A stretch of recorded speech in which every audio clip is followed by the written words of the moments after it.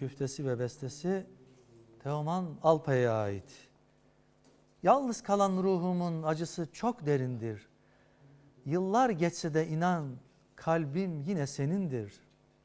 Alamaz bir sevgili kalbimdeki şu yeri, sen ki içimde açan bu sarmaşık gülleri. Evet efendim. Buyurun lütfen. 2, 3.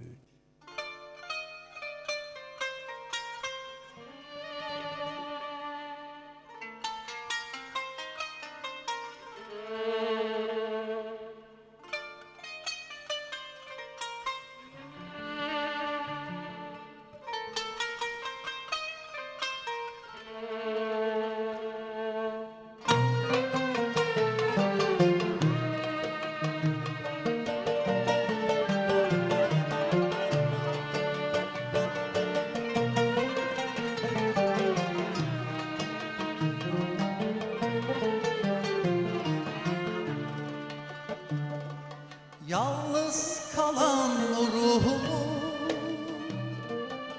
acısı çok derindir. Yalnız kalan ruhumun acısı çok derindir. Yıllar geçse de inan kalbim yine senindir. Alamaz bir sevgili kalbimdeki yerini, sen ki içimde açan bu sarmaşık gülleri. Alamaz bir sevgili kalbimdeki yerini, sen ki içimde açan bu sarmaşık gülleri.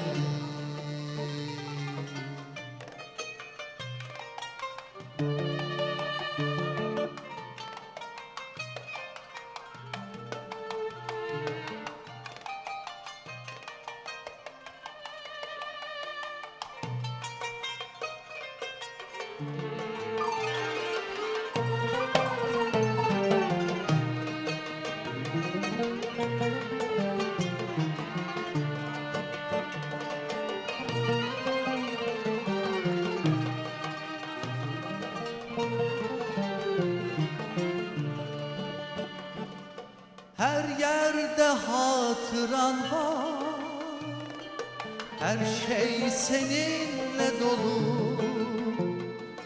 Her yerde hatıran var, her şey seninle dolu.